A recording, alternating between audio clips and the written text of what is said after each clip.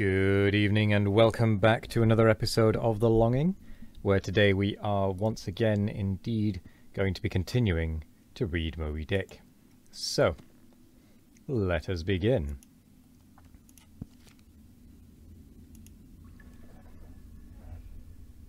Chapter 42. The Whiteness of the Whale. What the white whale was to Ahab has been hinted. What, at times, he was to me, as yet remains unsaid. Aside from those more obvious considerations touching Moby Dick, which could not but occasionally awaken in any man's soul some alarm, there was another thought, or rather vague, nameless horror concerning him, which at times by its intensity completely overpowered all the rest. And yet so mystical and well-nigh ineffable was it, that I almost despair of putting it in comprehensible form. It was the whiteness of the whale that above all things appalled me, but how can I hope to explain myself there? And yet, in some dim, random way, explain myself I must, else all these chapters might be naught. Though in many natural objects, whiteness refiningly enhances beauty, as if imparting some special virtue of its own, as in marbles, Japonicas,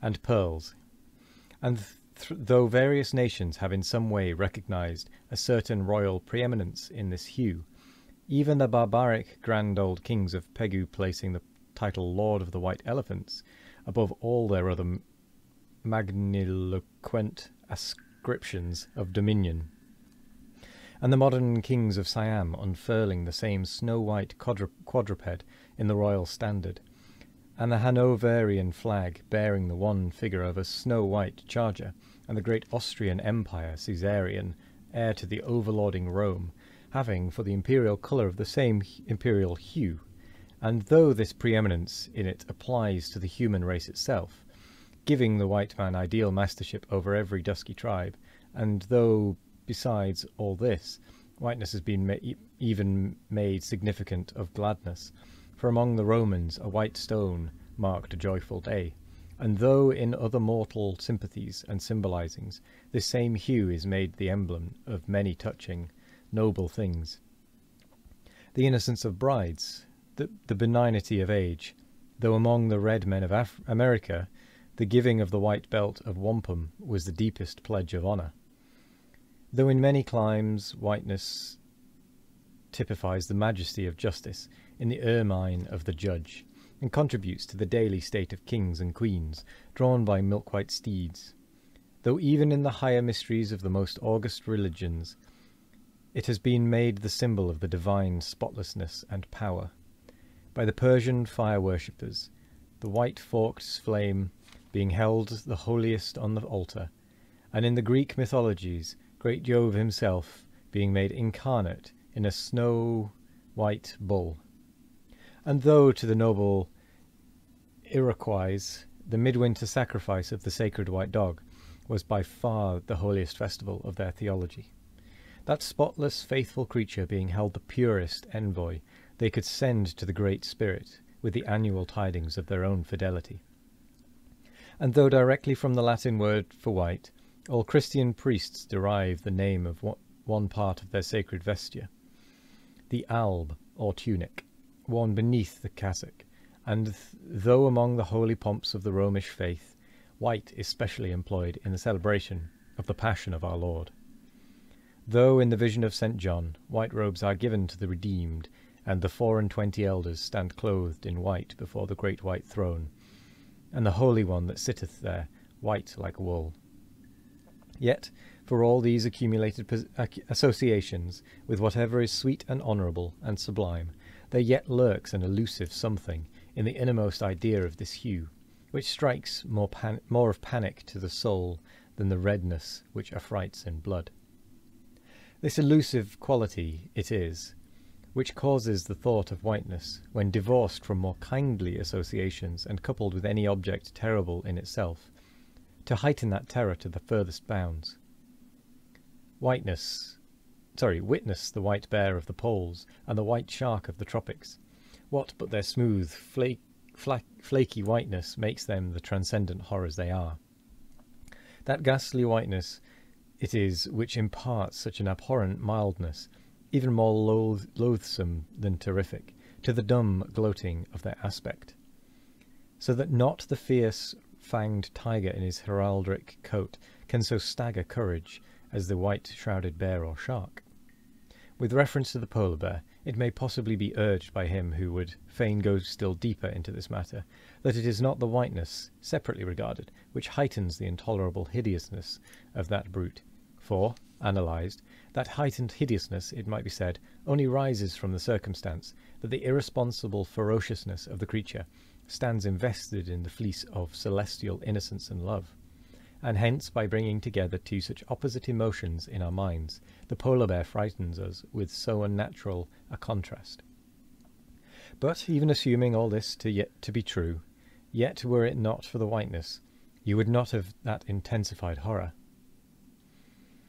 As for the white shark, the white gliding ghostliness of repose in that creature, when beheld in his ordinary moods, strangely tallies with the same quality in the polar quadruped. This peculiarity is most vividly hit by the French in the name they bestow upon that fish. The Romish Mass for the dead begins with Requiem Aeternam, eternal rest, whence Requiem denominating the Mass itself, and any other funeral music. Now, in allusion to the white, silent stillness of death in this shark, and the mild deadliness of his habits, the French call him Requin. Bethink thee of the albatross, whence come those clouds of spiritual wonderment and pale dread, in which that white phantom sails in all imaginations. Not Coleridge first threw that spell, but God's great unflattering laureate, Nature. I remember the first albatross I ever saw. It was during a prolonged gale in waters hard upon the Antarctic seas.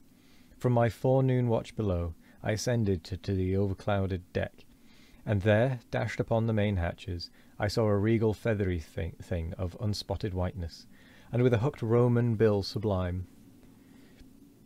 At intervals it arched forth its vast archangel wings, as if to embrace some holy ark. Wondrous flutterings and throbbings shook it. Though bodily unharmed, it uttered cries, as some king's ghost in supernatural distress. Through its inexpressible, strange eyes, methought I peeped to secrets which took hold of God. As Abraham before the angels, I bowed myself. The white thing was so white, its wings so wide, and in those forever exiled waters I had lost the miserable warping memories of traditions and of towns. Long I gazed at that prodigy of plumage. I cannot tell, can only hint, the things that darted through me then. But at last I awoke, and turning, asked a sailor what bird this was. A goney, he replied. Goney? Never had heard that name before. Is it conceivable that this glorious thing is utterly unknown to men ashore? Never. But some time after, I learned that goney was some seaman's name for albatross, so that by no possibility could Coleridge's wild rhyme have had aught to do with those mystical impressions which were mine, when I saw that bird upon our deck. For neither had I then read the rhyme, nor knew the bird to be an albatross. Yet, in saying this, I do but indirectly burnish a little brighter the noble merit of the poem and the poet. I assert, then, that in the wondrous bodily whiteness of the bird chiefly lurks the secret of the spell. A truth the more evinced in this, that by a solecism of terms there are birds called grey albatrosses, and these I have frequently seen, but never with such emotions as when I beheld the Antarctic fowl. But how had the mystic thing been caught? Whisper it not, and I will tell. With a treacherous hook and line, as the fowl floated on the sea, at last the captain made a postman of it, tying a lettered leathern tally around its neck, with the ship's time and place, and then letting it escape.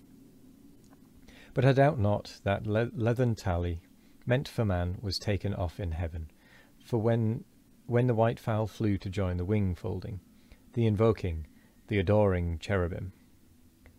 Most famous in our Western annals and Indian traditions is that of the white steed of the prairies, a magnificent milk-white charger, large-eyed, small-headed, bluff-chested, and with the dignity of 1,000 monarchs in his lofty, over-scorning carriage. He was the elected Xerxes of vast herds of wild horses, whose pastures in those days were only fenced by the Rocky Mountains and the Alleghanies. At their flaming head he westward trooped it like that chosen star which every evening leads on the hosts of light.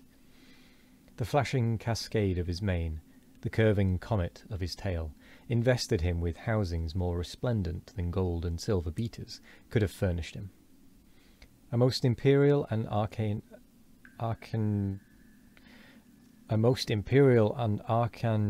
archangelical apparition of that unfallen western world, which to the eyes of the old trappers and hunters revived the glories of those primeval times, when Adam walked majestic as a god, bluff-browed and fearless as this mighty steed. Whether marching amid his aides and marshals in the van of countless cohorts that endlessly streamed it over plains, like an Ohio, or whether with his circumambient subjects browsing all around at the horizon, the white steed gallopingly reviewed them with warm nostrils reddening through his cool milkiness. In whatever aspect he presented himself, always to the bravest Indians he was the object of trembling reverence and awe. Nor can it be questioned from what stands on legendary record of this noble horse, that it was his spiritual whiteness, chiefly, which so clothed him with divineness, and that this divineness had that in it which, though commanding worship, at the same time enforced a certain nameless terror. But there are other instances where this whiteness loses all that accessory and strange glory which invests it in the white steed and albatross. What is it that in the albino man so peculiarly repels and often shocks the eye, as that sometimes he is loathed by his own kith and kin? It is that whiteness which invests him, a thing expressed by the name he bears. The albino is as well made as any other man, has no substantive deformity, and yet this mere aspect of all-pervading whiteness makes him more strangely hideous than the ugliest abortion. Why should this be so? Nor in quite other aspects does nature, in her least palpable, but not the less malicious agencies, fail to enlist among her forces this crowning attribute of the terrible. From its snowy aspect, the gauntleted ghost of the southern seas has denominated the white squall. Nor in some historic instances has the art of human malice omitted so potent an auxiliary. How wildly it heightens the effect of that passage in Froissart, when masked in the snowy symbol of their faction, the desperate white hoods of the Ghent murder their bailiff in the marketplace. And I think with that we're going to leave the episode there. And we will continue this chapter tomorrow. So, thank you very much for joining me today. I hope you all have a wonderful morning, evening, afternoon or night, no matter what time of day it is. I hope you all have a wonderful one of it. And as always, we will be back tomorrow for more of The Longing. Goodbye.